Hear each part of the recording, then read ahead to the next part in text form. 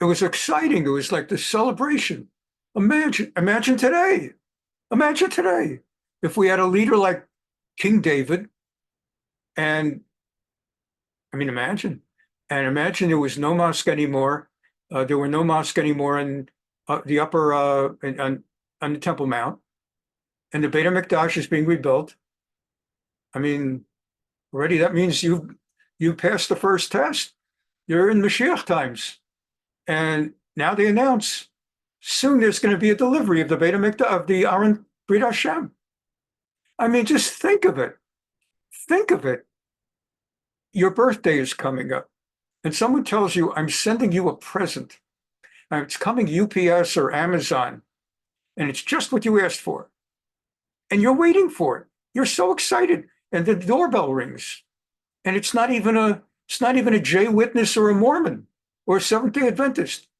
It's Amazon or it's UPS. And it's your package. Wow, it's so exciting. And you open the package and you got exactly what you were hoping for, whatever it might be. So how excited would you be over that? Now think of bringing the Aron Brit Hashem to Yerushalayim, to the Beit HaMikdash. I mean, I give you that example, not just to be silly, but because it's almost impossible for us to contemplate what we're talking about.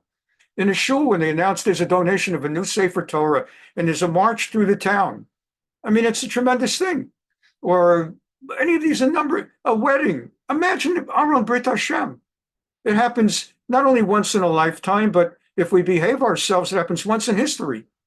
Or even with us maybe not having behaved ourselves properly, so it happened twice, 3 times in history.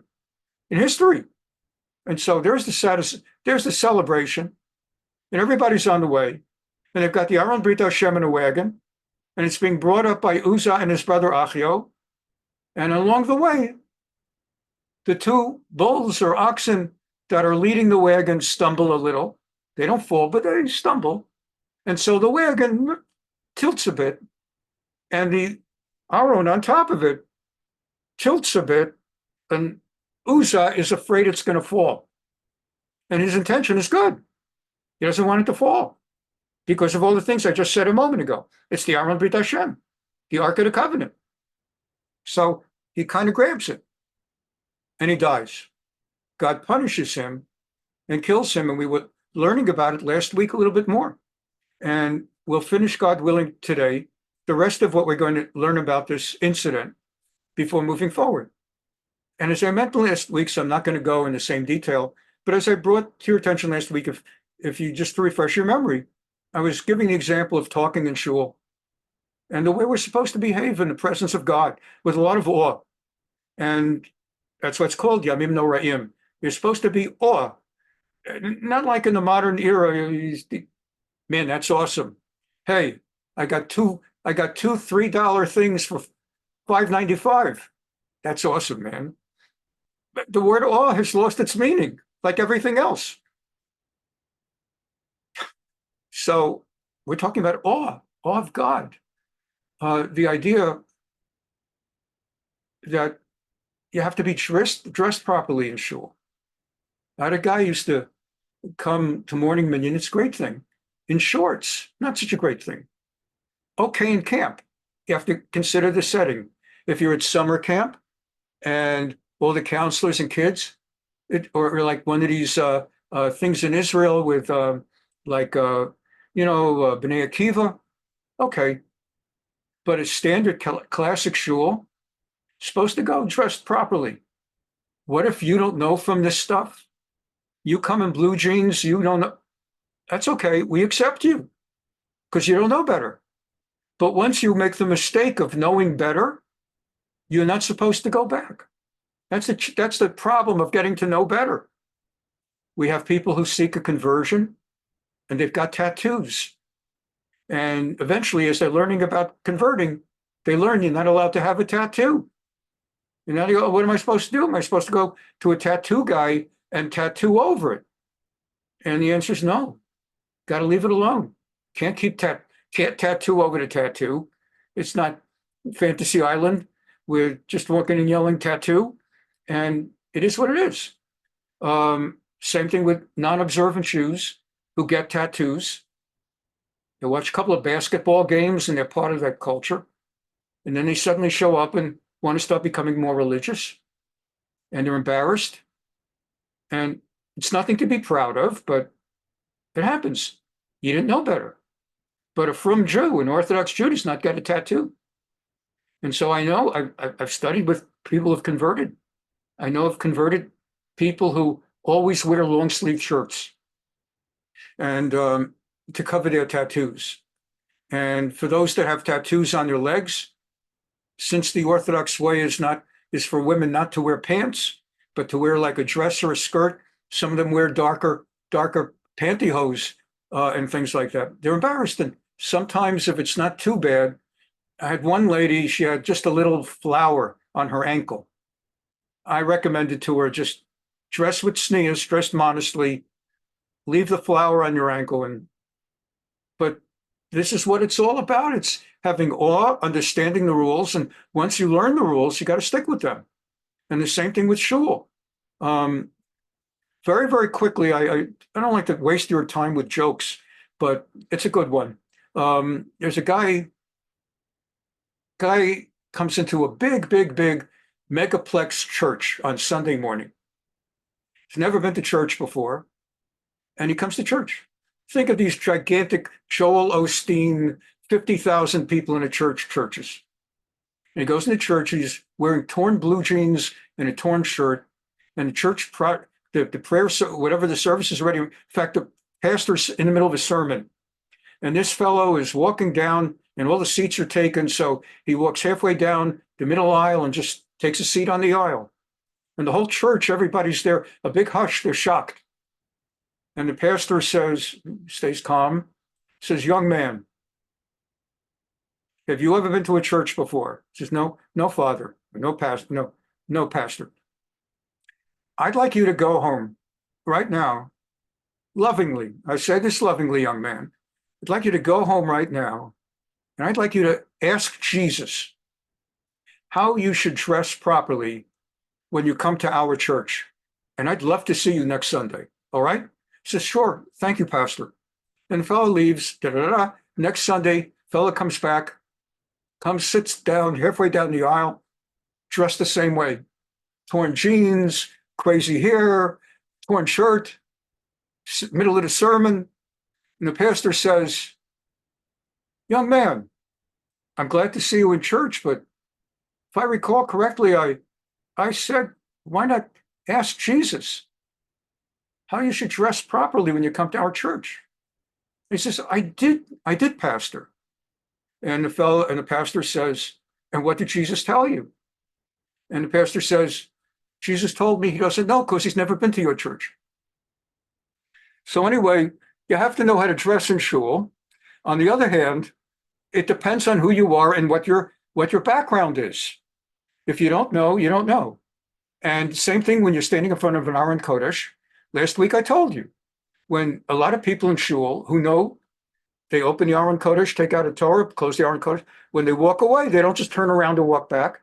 They walk like 4 amot, 4 cubits, 6 to 8 feet, facing the Aron, walking backwards. And only then do they turn around, showing the dignity and deference to God, reverence.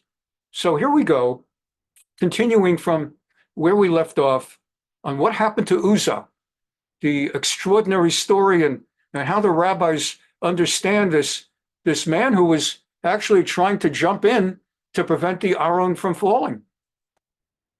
We also learned last week that the Aron held within it the tablets, the 2 tablets that Moshe originally brought down with the 10 pronouncements that he broke, and then the subsequent 2 tablets that he put the original 2 broken pieces, plus the full tablet. And let's continue learning. Let me just pull up that. I did not actually pull up that Perek Vav.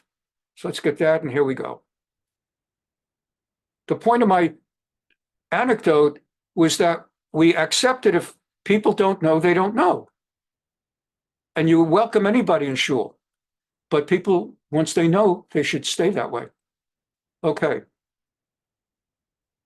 So we learned last week that when it comes to the Aron, God commanded in Numbers, Bamidbar, Parshat Naso, Perek Zayin, chapter 7, V'livnei kahat lo natan ki avodat hakodesh alehem bakatev yisa'u, that it was commanded by God that whenever the Aron will be moved, when the cloud of glory, the Anan HaKavod, starts to move and the people follow the cloud of glory in the desert on their way, and everybody packs up his tent and his belongings, and everybody packs their wagons and go on their way.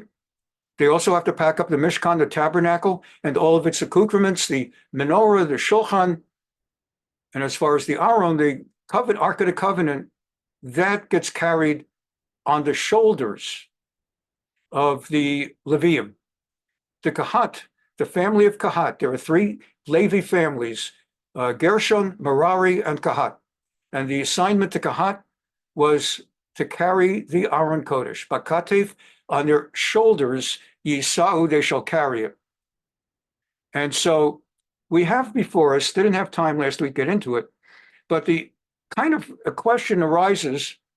Do you remember, and we're just at the end of class last week, earlier in the year, or we learned in 1 Samuel when we were there, chapter 6, Shmuel Aleph, also chapter 6, separate volume, the war with the Philistines. And the Philistines in that war defeated the army of Israel. And as I mentioned at the end of class last week, the two sons of Eli, Hophni and Pinchas, died, and the Aron was taken by the Philistines. And it says in verse 11, Pasuk Yud Aleph, in 1 Samuel Shmuel Aleph, Vayasimu et Aron Hashem al ha'agalah.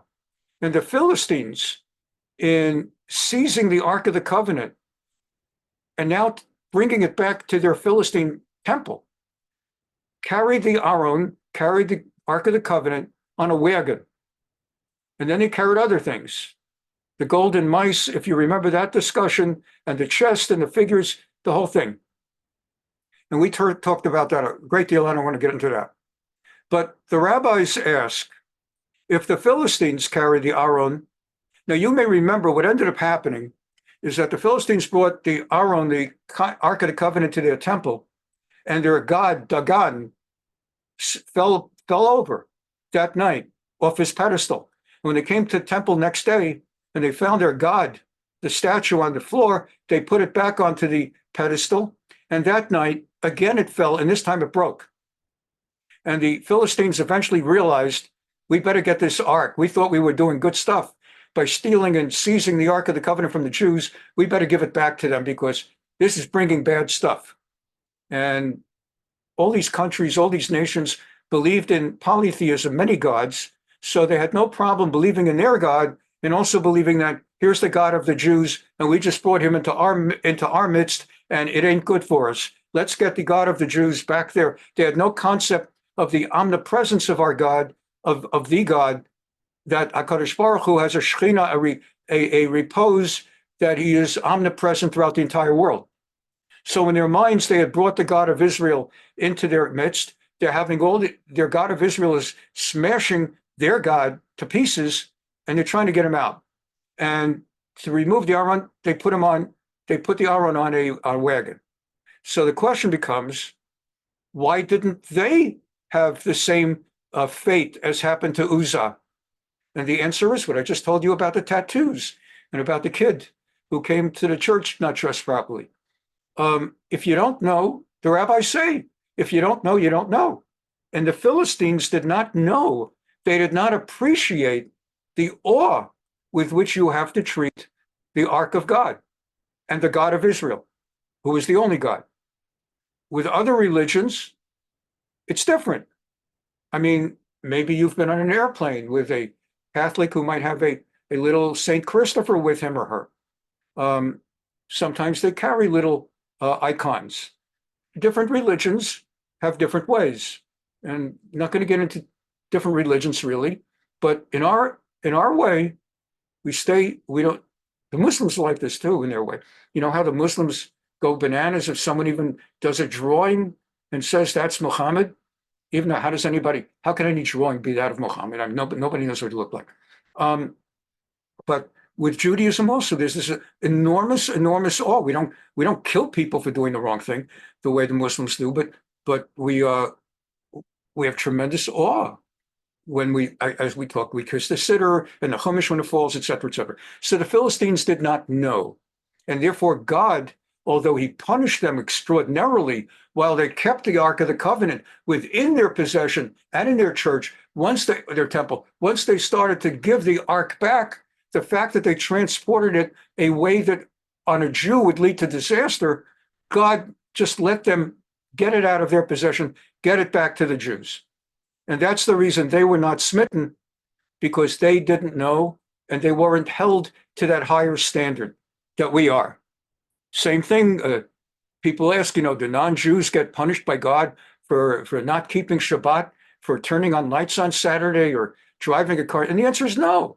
They don't observe Shabbat. They weren't at Mount Sinai. They didn't say Na'aseh v'nishma, we will do and we will obey. They were not commanded this.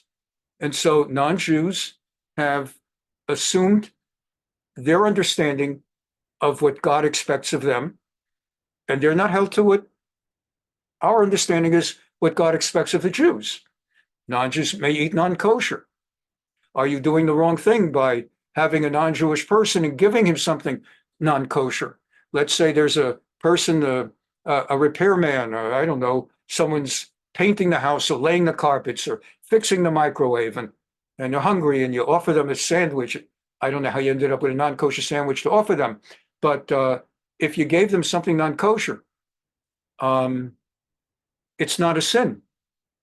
They're not commanded. So this is a very important concept.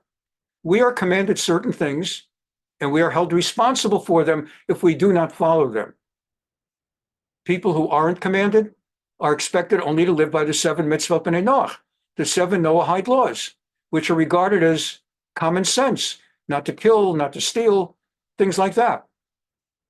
There's no defense. There's no defense for stealing and stuff like that. Okay, we continue. So we talk now on verse 5 of chapter 6, and we're going to look at what were the sins that led to Uzaah being killed. And the Malbim offers his thoughts. He says, "Begam bazalo asu karaui b'shtayim." There are 2 things they did not do right. Aleph, 1, shahayu mesachakim derech sechok lo kismeichim b'ra'ada. Let's see what that means. It says that as they were celebrating, bringing back the Ark of the Covenant, they were so happy that it says they were mesachakim. L'sachek is to play. The last time we as a class encountered the idea of mesachakim was, for example, when Yoav and Avner, the 2 generals, were together with their respective armies, and one said to the other, "Let's have the boys play."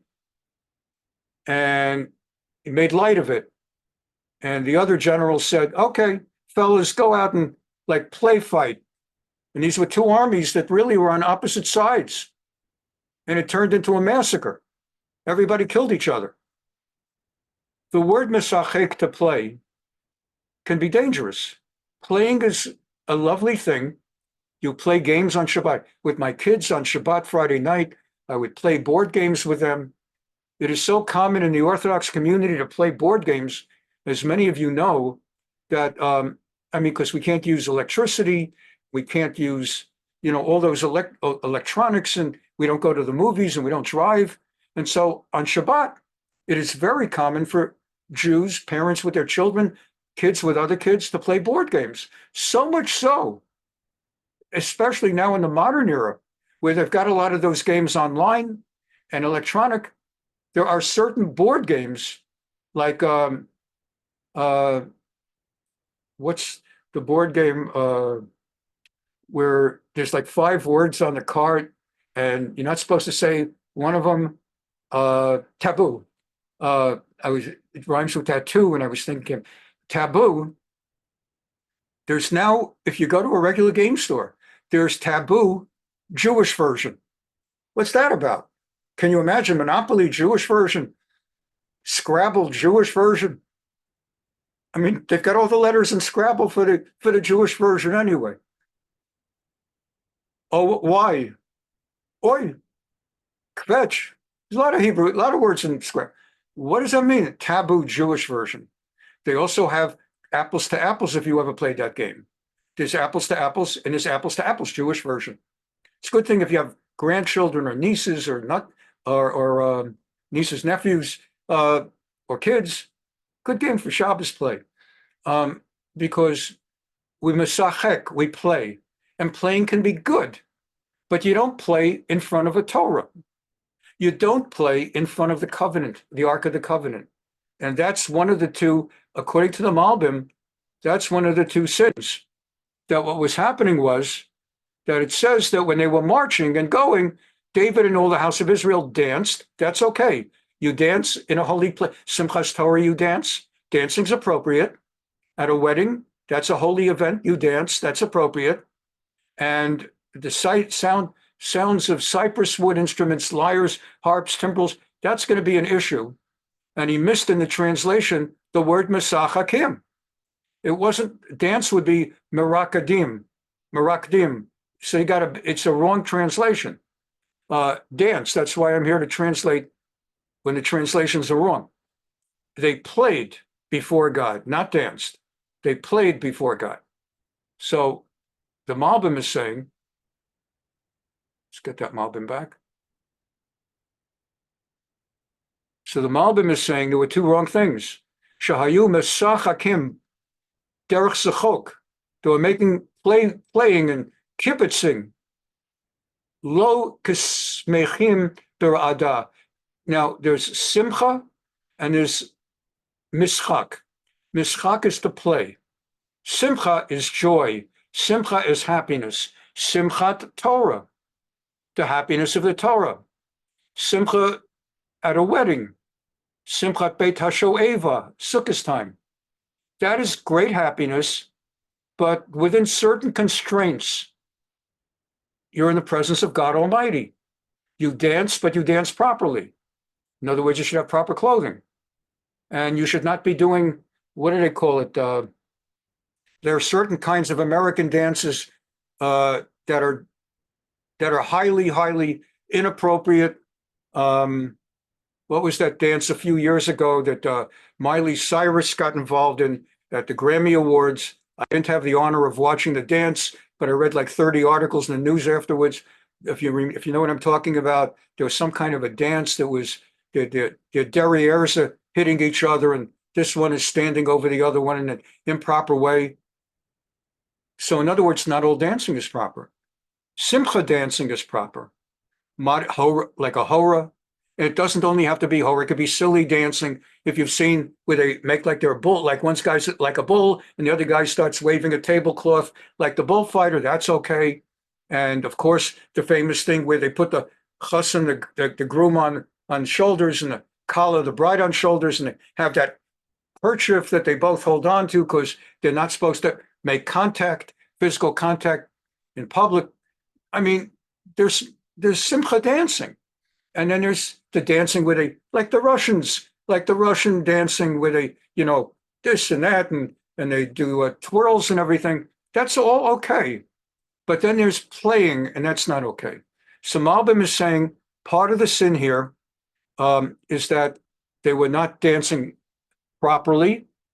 Lokus smechin bara'ada. Second, derech schok lokus smechin bara'ada. Beis, and the second sin, shelo haya al yadei klei shir hamiyuchadim la'avodah. Whoa. There are only certain instruments that are allowed for celebrating in the Beit HaMikdash, in the Mishkan, before the Aron Brit Hashem. Interesting. And you could probably guess some of them. The harp, going back to biblical times. The kinnor, the harp would be one. The lyre, L-Y-R-E. Drums, tupim. Those would be appropriate. Miriam used drums at the Red Sea when the sea split. And it's common. Ura, ura, ura, kivodi, ura, ura, ura, hanevel, hanevel v'chinor, a'ira shachat, ura, kivodi, ura, hanevel, hanevel v'chinor, a'ira shachat. You might know that melody. If not, it sounds a lot better when it's sung by the right people. A navel is a lyre. A kinor, Yerushalayim shel zahav, halo lechol shirayich ani kinor, is a harp. So those are allowed, but certain things are not allowed. Let's give an example, a contemporary example. If I would walk into an Orthodox shul and I would hear an organ, I'd walk right out of that shul and I would write an article for every publication for which I write, and I'd send out emails and say, stay out of that place. That's not a shul. A shul does not have an organ.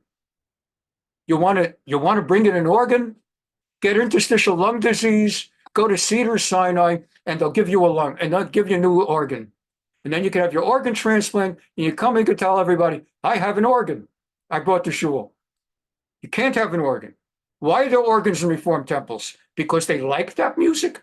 No, because that's what Protestants, liberal Protestants in the early 1800s Germany, that's what they played in their churches. That was church music, even today. It sounds like, think of it, church music is organs. Everybody knows this.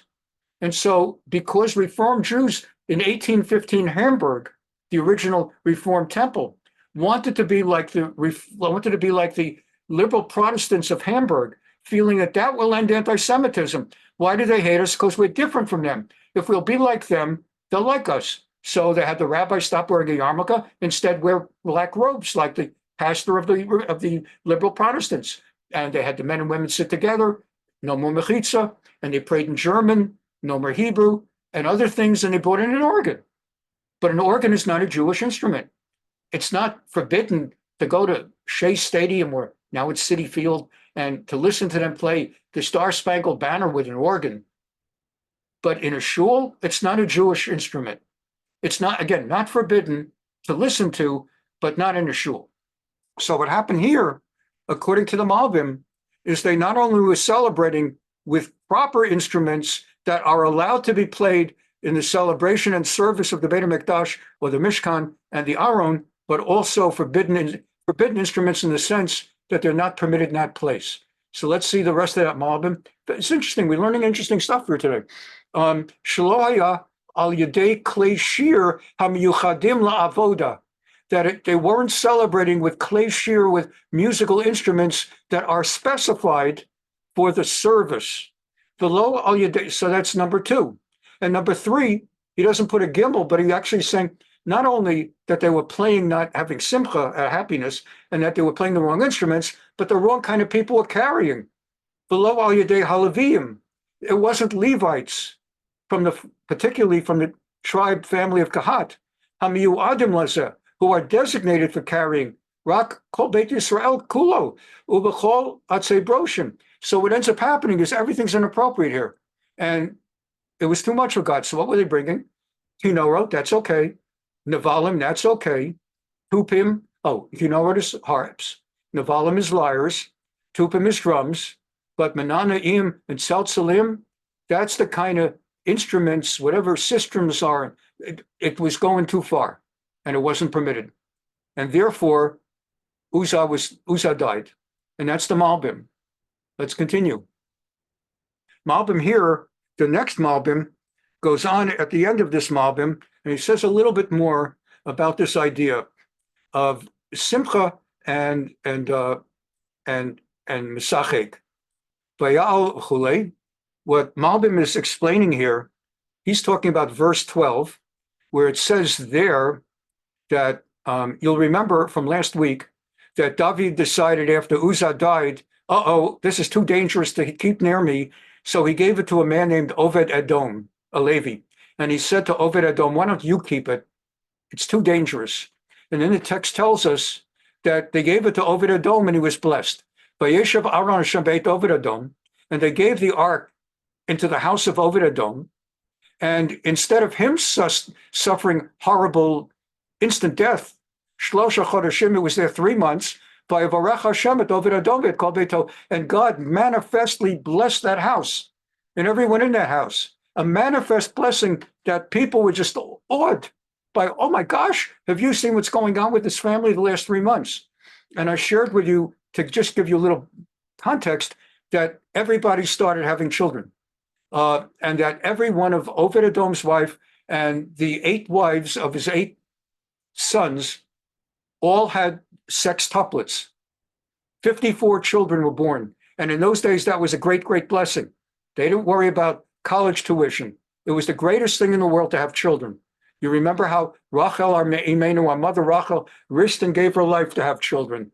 And Sarah handed over her handmaiden, Hagar, to Abraham, just to have a pseudo-child born through her handmaiden, since she felt it looks like she's not going to have one.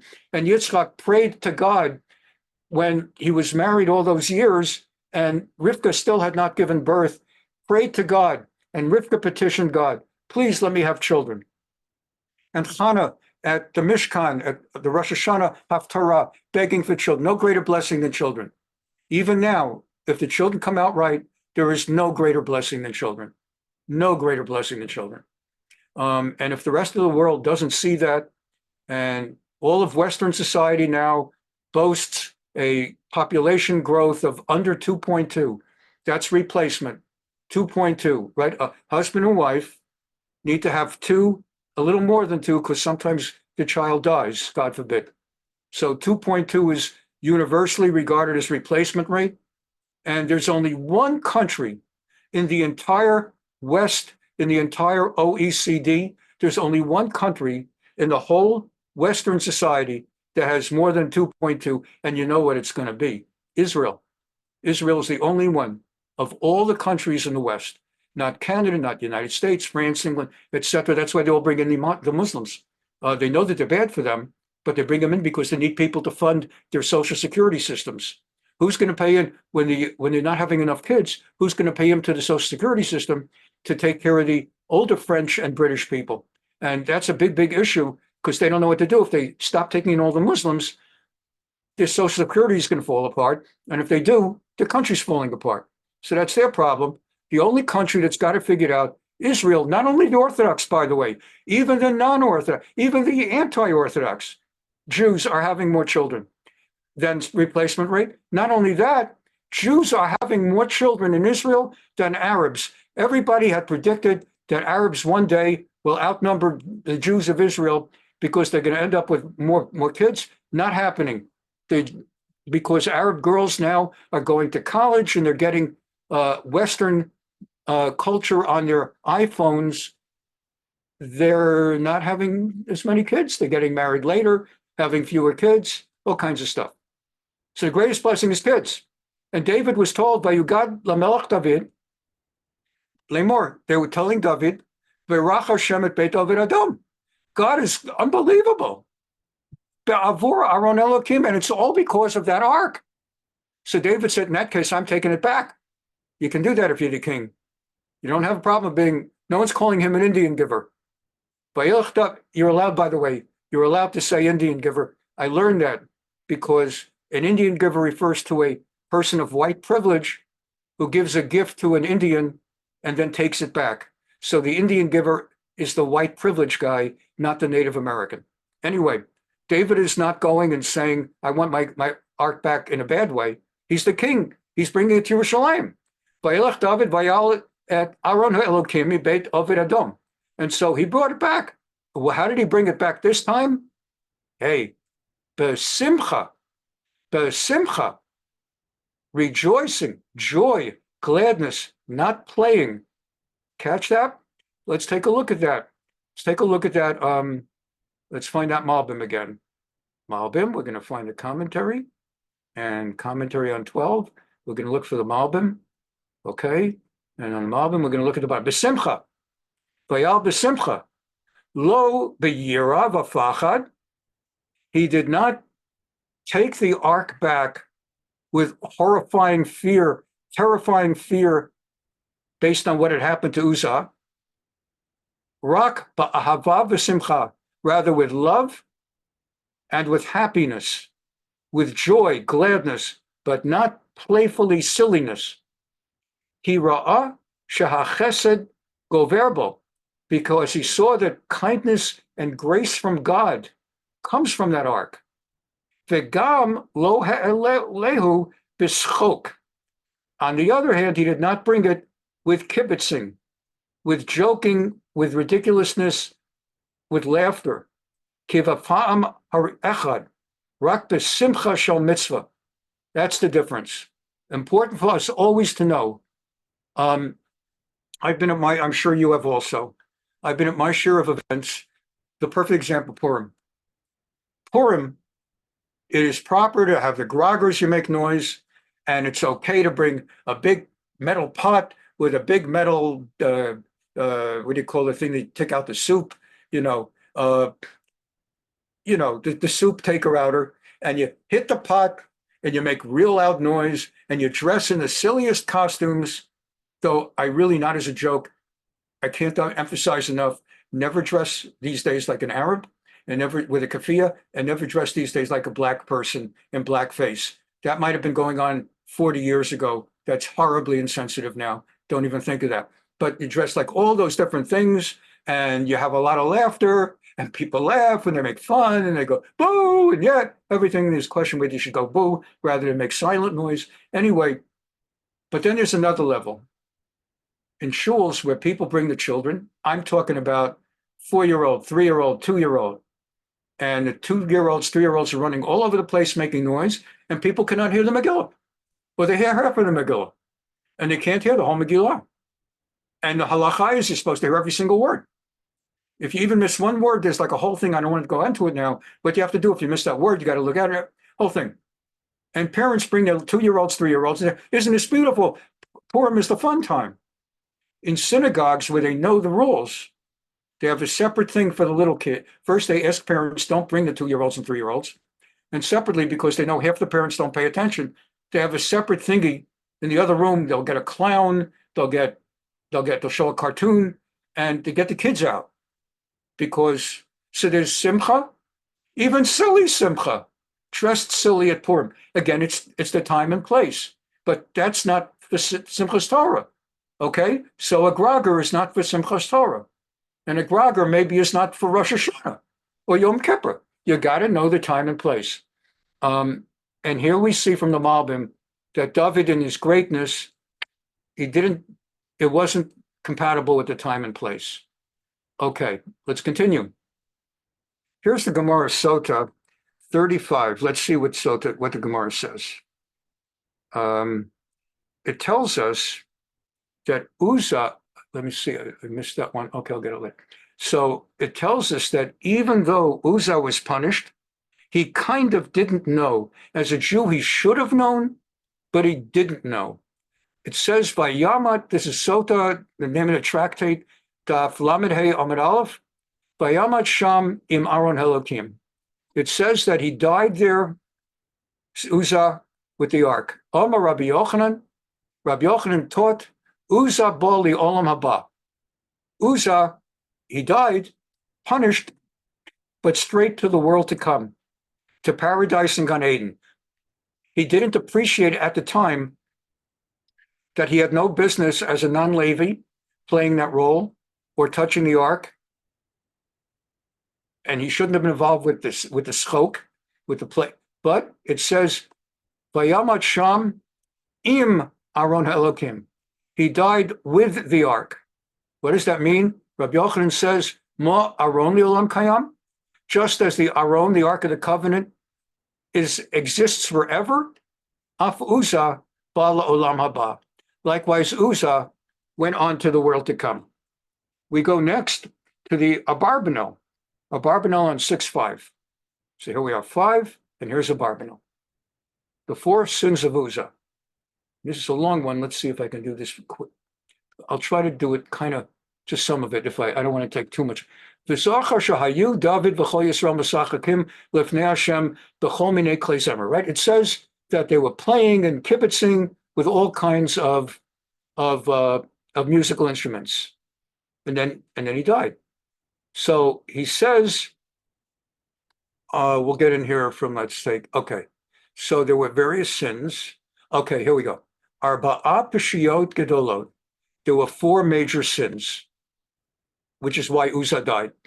Ha'achat, kefi haTorah, nisiyat ha'aron haya mutal al halavim b'katev. As I taught you, under Torah law, carrying, moving, transporting the Ark of the Covenant only may be done only by Levites and only carrying by shoulder.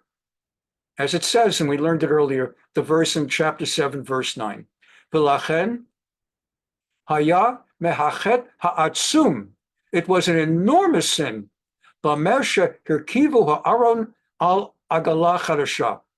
It was an enormous sin to transport the Aron, not by Levite shoulders, but merely on a cart, like you might transport planks of wood or bags of groceries, I don't know, or old appliances. A Torah must be transported in an honorable way, and Aron all the more so. The Torah does not spell out how to transport a Torah scroll, so you just have to use common sense. Many people wrap a Torah scroll in a talit before they put it into the trunk of a car if they're moving it, so that it's shown some extra honor and kavod and dignity. Here, it was an awesome sin to carry the Aron in a wagon. Furthermore, let's see, and he cites additional sources that Achitophel had also taught Moshe, had taught David. Achitophel tavsol David baza. Achitophel, who's Cohen, took on David over this and said, it was upon you, it devolved on you to learn from your teacher Moshe Rabbeinu, that even the Levites would not transport the ark except on their shoulders. And that's it. Okay, so, but the Philistines, they carried it on a wagon. Lo haya etzlam yediyat haTorah. The Philistines did not know the Torah. V'hamitzvah v'hem hayuzarim. They were strangers. It wasn't expected of them. But for Jews, there's nothing to talk about. Hashenit, second sin, lefisha gam halavim lo haya lahem liagea ba'aron ha'elokim v'lo hayu nosim oto ba'atzmo uv'no gimbo. Even the Levites had no business, if they had been carrying it, they would have had no business to pause for celebration on the way. They must carry it straight. They're not allowed to pause for celebration, and certainly not allowed to touch it. Of all yisau b'motot, rather they must carry it with those 2 poles, one on the left, one on the right, such that the front left is a guy holding it, front right, back left, rear right, 4 men, 4 kohanim carrying it. V'lachen hayame hapesha imnagu uhalavim be'atzmot Aron. And therefore it was a sin, even if Levites would have touched the Aron. Kol shachol sha'ar Yisrael, all the more so for a regular Yisrael, a regular non-Kohen Levi. Third, hashlishit, miyuchedet be'Uzaah shelo haya Levi v'lo haya lo reshut le'achos ba'aron elokim. Uzaah was not a Levi. He had no right to touch it. And therefore, the Torah says elsewhere in 1721, in Bamidbar Numbers, chapter 17, Perkid Zayin, Pasuk of Aleph, Moshe spoke to the Israelites saying that their chieftains gave him a staff for each chieftain for an inch. This is like from Korach's story. And the idea was, if you remember from the Korach story, that only the Aron, it had to be carried. It had to be carried on matot, and that was the matot in presence of God. And so that was number 2. That's number 2. Kol hakarev al mishkan Hashem yamut. Anyone who comes close to the tabernacle of God will die. And we've learned that's why, even as I mentioned last week, even to speak nowadays, to walk on the Temple Mount, many mainstream Orthodox Jews will not walk on the Temple Mount. because the land is so holy that we dare not walk on the forbidden territory. There are other strong religious nationalists who follow the holding of those of their rabbis who do believe they've determined the specific square footage or square meterage of the Temple Mount where the Holy of Holies, the Kodesh Kodeshim, would have been, and they won't set foot there. but they'll set foot elsewhere. But that's why so very many of us, as religious nationalists as we are, will not set foot at the Temple Mount. Or Aviyit Ladat Chachmeinu Zal, the Chazal. What we just learned is that part of it is that, I'll skip it, it goes on a bit. The rabbis suggest that Uzaah lacked a little bit of faith. He should have had faith. I didn't go through this in detail. I'll just tell you the summary of it.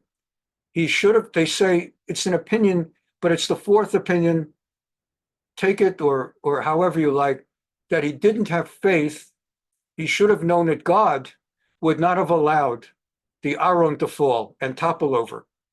That if the oxen were stumbling and the wagon was shaking and the Aron was shaking, God would not have allowed the Aron to fall. That's not, that one doesn't resonate as much for me. Maybe it does for you. And it's not in the Torah that that's the sin, but it's a rabbinic opinion, and therefore we treat it with respect, and maybe it's correct. Maybe somebody should assume that an Ark of the Covenant never can fall, even if it's carried the wrong way. Just to share with you that learning.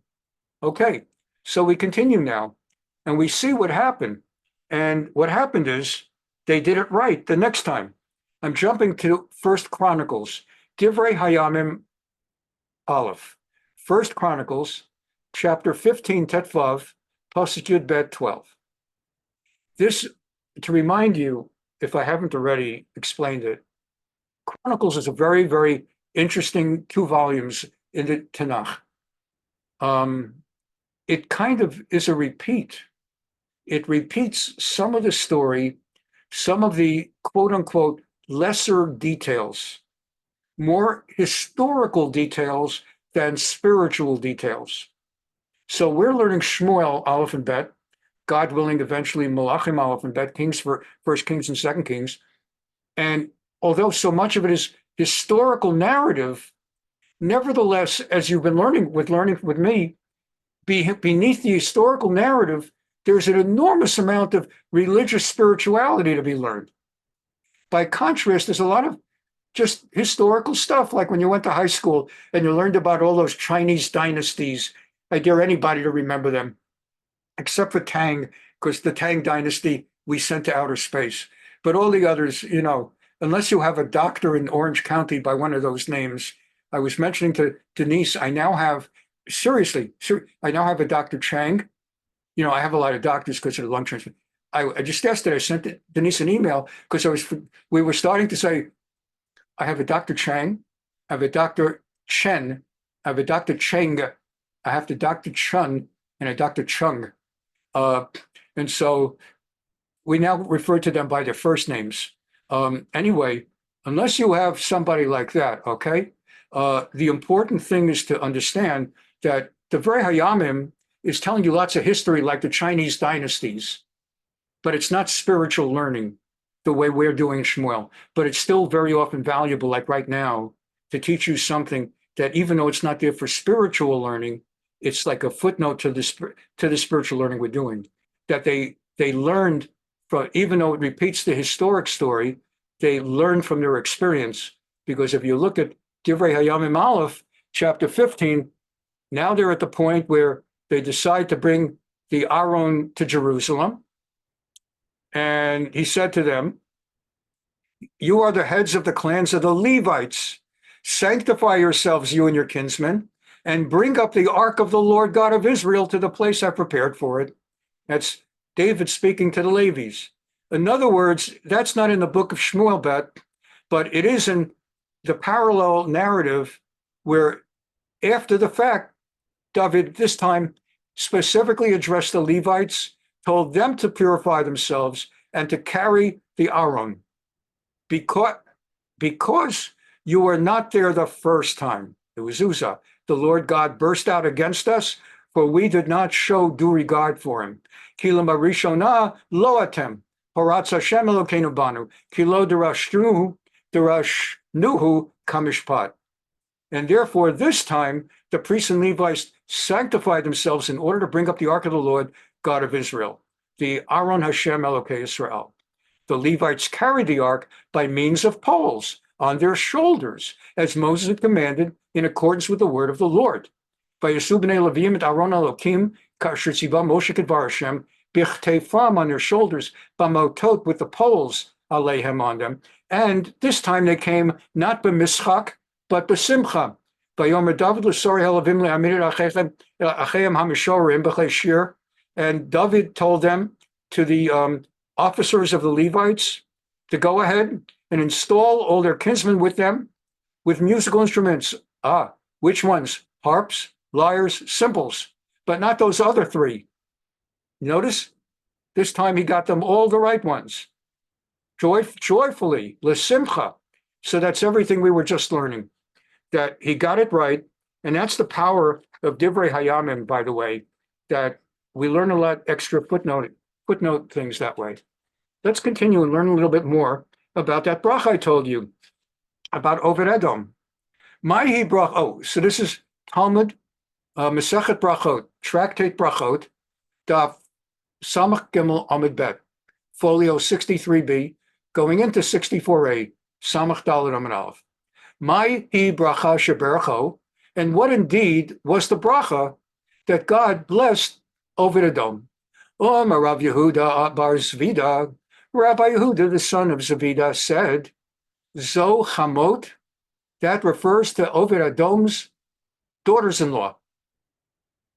Ushmona Kalotah, She'aldu Shusha Shisha Bechares Echad. There were 8 daughters-in-law. Each had 6 kids in a shot, in a single womb. So that was 48.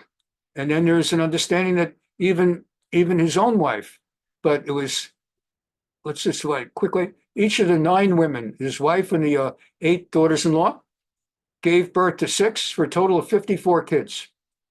And then there's another 8 to 60. He started with 8, so he ended up with 62 kids. Now that's a person who can have davening in his home and never worry about a minion. And so what ends up happening is you have to know, and this is a side segue. Well, that's redundant. It's a segue. Rabbi Abin Halevi, since we're here, let's follow the segue.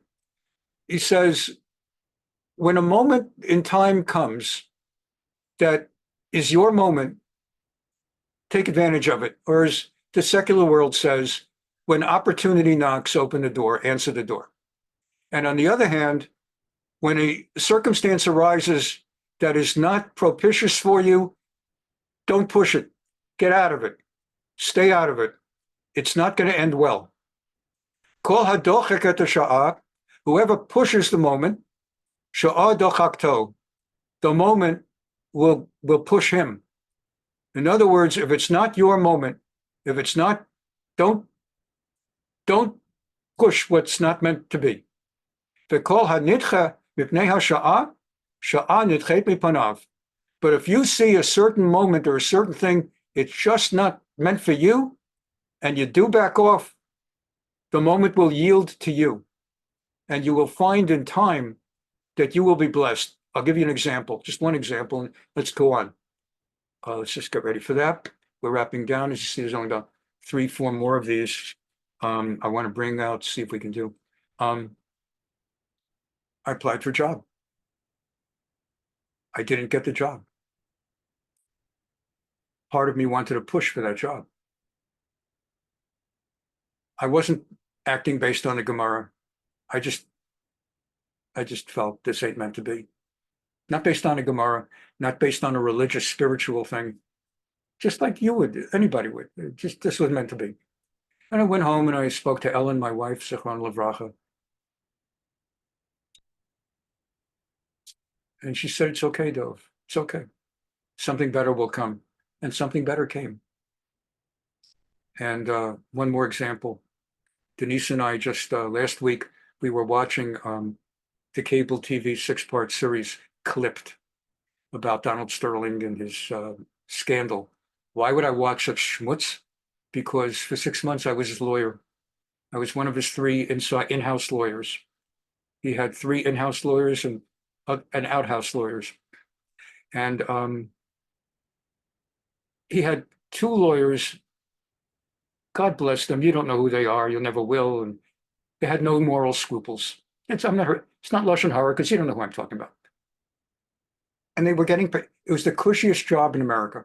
$100,000, just come in from 9 to 5, Monday to Friday, sit at your desk and twiddle your thumbs.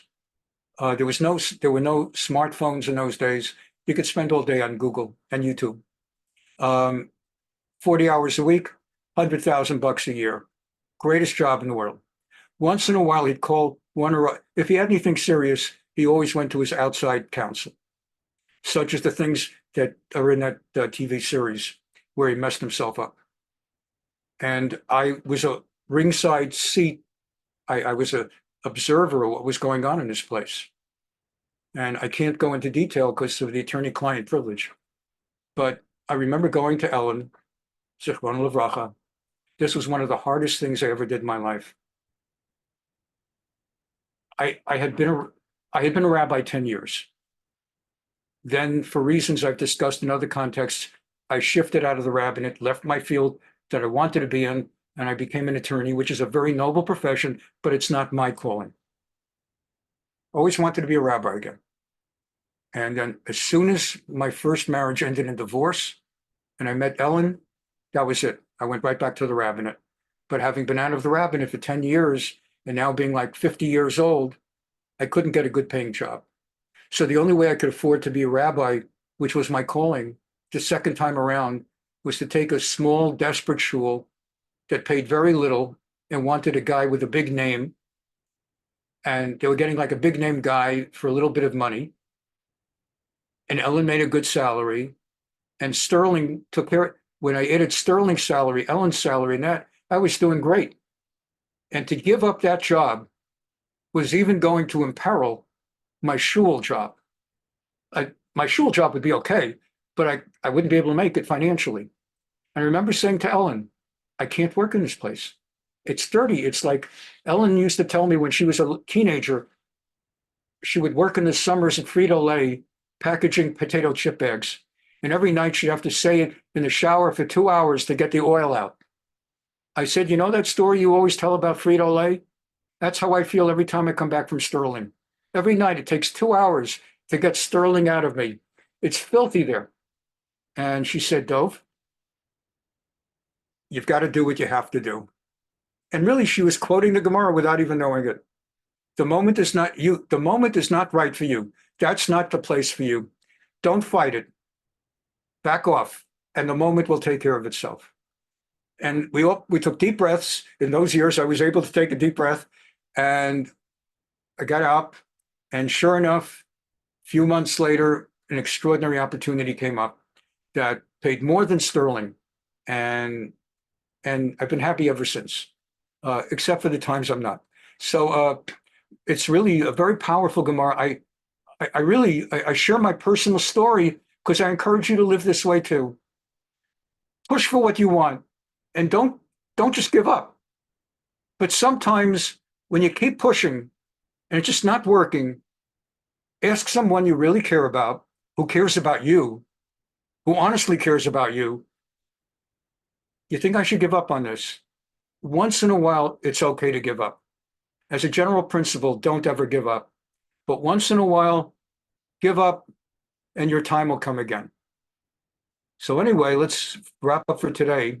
But these are important lessons. Now, it says that David, when he did bring it up to Jerusalem, it says he left it in a tent. So what's that all about? That he brought it up, and let's just get up there to the top. We learned it last week. Okay. They brought it up, and just see if I can find it real quick. I'm looking for the word ohel. If you spotted me, there we are. They brought in the ark of the Lord and set it up in its place inside the tent. By a viu et Aron Hashem, by a tzigol tobim kamo betocha ohel. Asher natalo David. Here we're talking about how do you treat the Aron with respect. That's like the whole class tonight. If you had to summarize this class in one sentence, I hope you have more than one sentence. But if you had to, it's that you have to treat the Aron, the Ark of the Covenant, with respect. It says he brought it up to the Temple Mount, basically, or in Jerusalem, and he put it into a tent. What's that all about? When you think of a tent, I'm thinking of some low-life kids at Columbia University having a protest. You put an Aron in a tent? Why not in his own home? So it's very interesting. Why a tent? And Radak says, because he knew it. Okay, it's long, and let's see if I could just pull the end of it. The bottom line. Okay, good. Okay. Why did he do it?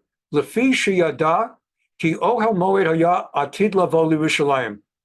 He knew eventually the tent of meeting is coming to Jerusalem. In other words, the Aron, the Ark of the Covenant, why didn't he put it into the tent of meeting, the Ohel Moed, that had not yet been moved to Jerusalem? Preliminary to building the Aron, the Beit HaMikdash. So the Radak says he knew eventually the Holy of Holies and the temple would be in Jerusalem. And he still was under the impression that it would be he who God will assign to build the Beit HaMikdash, the Holy Temple.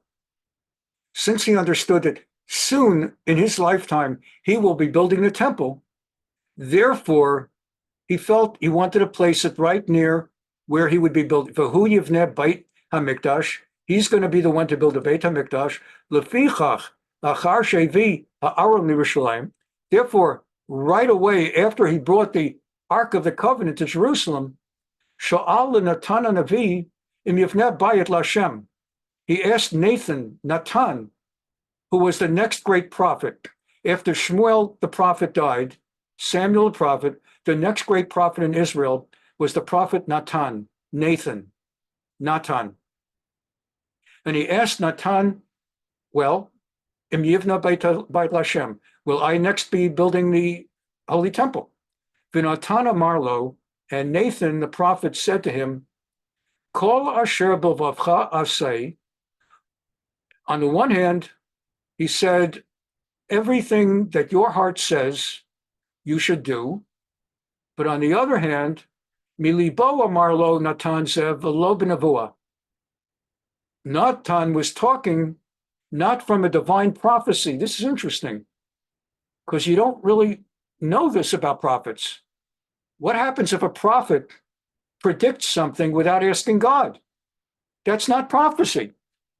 When we talk about prophets of Judaism, God's holy prophets, Nevi'im, it's not like, oh, you're Samuel the prophet, or you're Jeremiah the prophet, and as you're walking on the street today with your wife, and it's cloudy, and you say to your wife, nah, I think the cloud's going to pass, it's going to be sunny. It doesn't mean that because he's a prophet, you don't have to take an umbrella. If God tells him it'll be sunny, it's sunny. But if he simply looks at the clouds and says, nah, it'll blow over. Let's go golfing today. So Natan spoke from his own heart, not emotionally his heart, but from himself, without a prophecy. And he was wrong. And so what he did was, he told David, yeah, Natan Amarlo, Kol asher b'lvavcha asay, anything in your heart, do. If you plan to build the temple in Jerusalem, and so you want to just put up a tent meantime to leave the ark for the tent next door, for the Aron, for the Holy of Holies next door. But he was wrong. Umilibo amarlo, he spoke from his own thinking. Zelo b'nevuah, he did not speak from prophecy. Ki chashav milibo kamocha shechashav David, because he was thinking matter-of-factly, as David was thinking. Who would be building a temple if not David? David has the prophecy from God that he's going to be the progenitor of Messiah, Mashiach. Of course, David's going to build it. Well, no. Ki hu yivneh habayit. Well, he was wrong. So we're kind of over. Let me see if I can do one or two. I'm not going to do that today. Okay, this is perfect. We'll do that next week. This, and this. Perfect. Next week's plan. First of all, thank you so much for being here. As always, really. Next week, we're going to finish that little last part of the chapter we've learned already.